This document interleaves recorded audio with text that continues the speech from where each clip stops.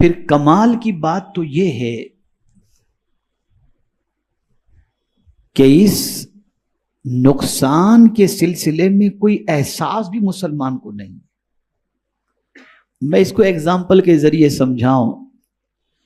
بہت کلوز ہمارا کوئی دوست ہو، بہت زیادہ ہمارا خیال کرنے والا کوئی ہو، بہت زیادہ ہم سے محبت کرنے والا کوئی ہو، اگر وہ ہم سے تعلق توڑ بیٹھے یا اس سے تعلق کمزور ہو جائے تو ہماری رات کی نیندیں اڑ جاتی ہیں. ہمیں کسی چیز میں مزہ نہیں آتا، نہ کھانے میں مزہ آتا ہے، نہ کسی سے بات چیت میں مزہ آتا ہے. ٹیمپریچر بالکل ہائی ہو جاتا ہے اور ہم اس کو جھڑکنے لگ جاتے ہیں. ایک عام انسان جس سے آپ محبت کرتے ہیں، جو آپ کا بھلا چاہنے والا ہے، اس سے تعلق کمزور ہو جائے تو آپ کا یہ حال ہے. قدرت سے تعلق کمزور ہو گیا، کوئی فرق نہیں پڑا. آپ کہیں گے میں 5 ٹائم کی نماز پڑھتا ہوں، میں نے رمضان کے روزے رکھے، میں تلاوت بھی کرتا ہوں. تو اب میں آپ سے یہ سوال پوچھتا ہوں کہ کیا اتنی ساری چیزیں آپ کے رب سے تعلق کے مضبوط ہونے کی دلیل ہے؟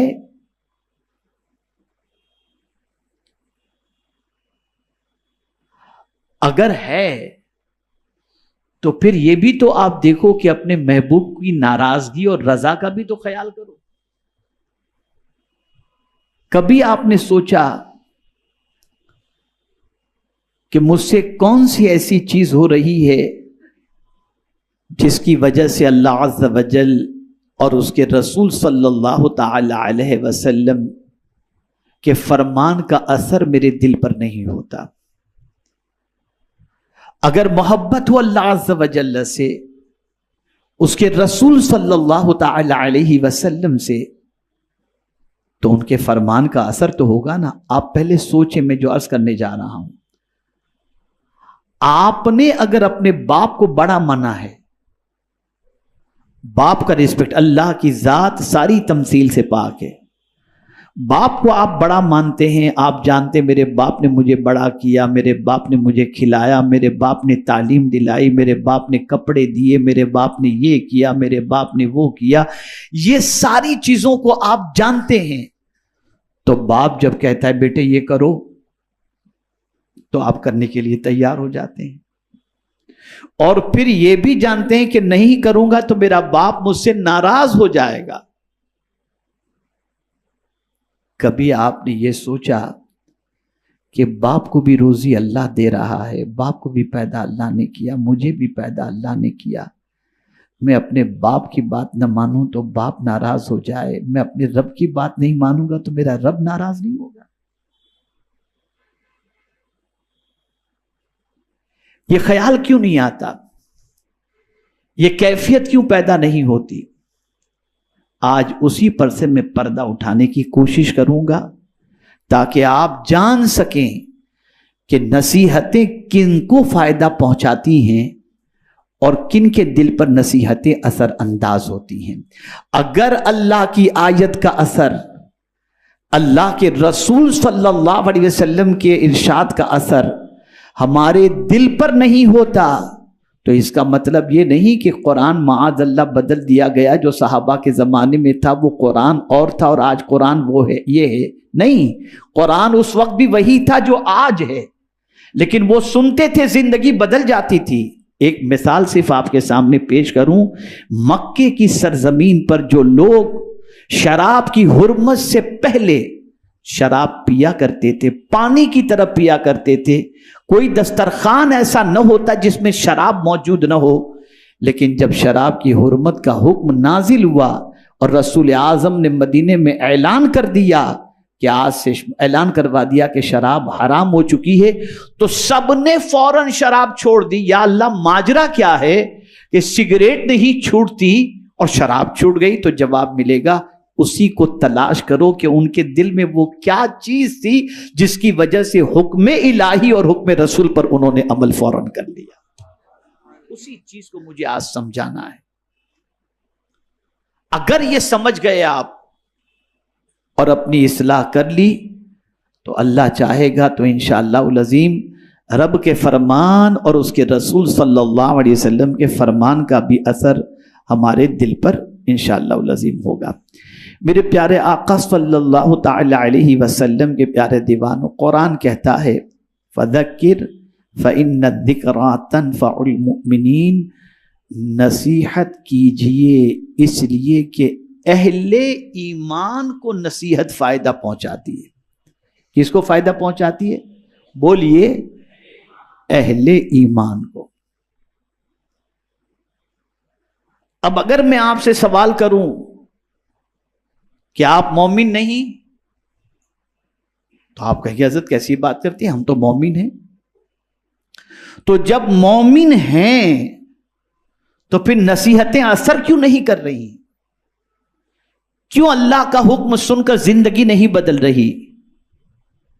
تو اب یہاں پر میں آپ کو سمجھا دوں، ہم اصطلاح شریعت کے اعتبار سے تو مومن ہیں، لیکن قرآن مقدس میں جو مومن کے اوصاف اور حضور صلی اللہ علیہ وسلم کے ارشادات کے اندر جو مومن کی تعریف کی گئی ہے، کیا اس اعتبار کے ہم مومن ہیں؟ آئیے میں آپ کو صرف ایک آیت اور ایک حدیث کی روشنی میں پوچھنا چاہوں گا. پہلی آیت، انما المؤمنون الذین اذا ذکر اللہ وجلت قلوبهم واذا تلیت علیہم آیاتہ زادتہم ایمانا.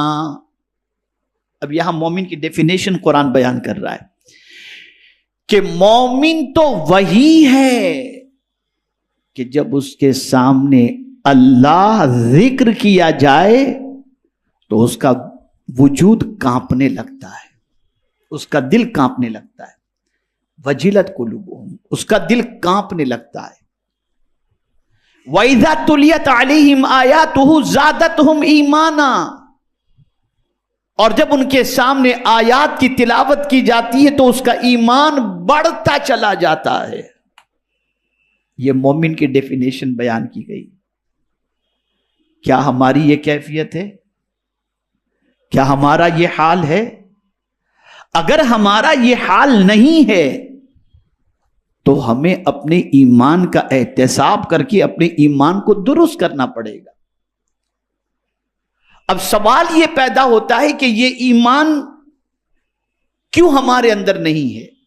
ہم صرف شریعت کی اصطلاح کے اعتبار سے مومن ہیں، لیکن ہماری دل کی کیفیت وہ ایمان والی کیوں نہیں جیسا ایمان قرآن چاہتا ہے اور جیسا ایمان رسول اعظم صلی اللہ علیہ وسلم چاہتے ہیں؟ اس لیے کہ ایمان کا ٹھکانہ دل ہے. ایمان کا ٹھکانہ دل ہے. تو میرے پیارے آقا صلی اللہ تعالی علیہ وسلم کے پیارے دیوانوں، ایک وجہ تو آپ، ایک تعریف تو ایمان مومن کی آپ نے سماعت فرما لی. اب حضور صلی اللہ علیہ وسلم کے ارشاد کی روشنی میں ایک ایمان کی تعریف سماعت فرما لیں. لا یؤمن احدکم حتی اکون ہواہ تبعا لما جئت بہ. آقا کریم صلی اللہ علیہ وسلم فرماتے ہیں تم میں کا کوئی شخص اس وقت تک کامل مومن نہیں ہو سکتا جب تک کہ اپنی خواہش کو بھی میرے لائے ہوئے دین کے تابع نہ کر دے. خواہش بھی جو انگڑائیاں لیتی ہیں، ان خواہش کو بھی دیکھو کہ حضور کے دین کے مطابق خواہش ہے تو اس خواہش کو پوری کرو. اگر حضور کی شریعت کے خلاف کوئی خواہش پیدا ہو رہی ہے تو اس خواہش کو جب تک کہ تم چھوڑو گے نہیں تب تک کمال ایمان اس دولت سے مالا مال نہیں ہو سکتے. اب میں آپ کو بتاؤں، یہ دل میں ایمان رہتا ہے، اور جب دل خراب ہو جائے،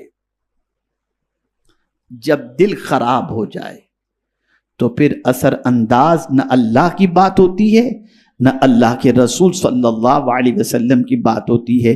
میرے پیارے آقا صلی اللہ تعالی علیہ وسلم کے پیارے دیوانوں، اسی کو اللہ عز و جل نے قرآن مقدس کے اندر ایک مقام پر فرمایا فَوَيْلٌ لِّلْقَاسِيَةِ قُلُوبُهُم مِّن ذِكْرِ اللَّهِ اللہ عز و جل ارشاد فرماتے ہیں، اللہ اکبر، ویل ہے، خرابی ہے ان سخت دلوں کے لیے جو اللہ کے ذکر سے موم نہیں ہوتے، اللہ کے ذکر کا اثر ان پر نہیں ہوتا.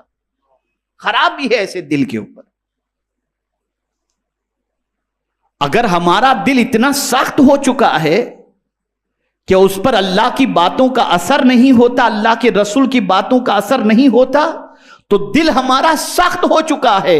اور سخت دل ہونا، اللہ اکبر، یہ بدبختی کی علامت ہے، فرمایا گیا بدبختی کی علامت ہے.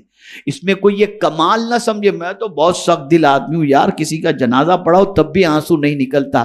میاں یہ کمال کی بات نہیں ہے، یہ تباہی کا ماتم کرنے کا وقت ہے. سخت دلی اچھی چیز نہیں ہے.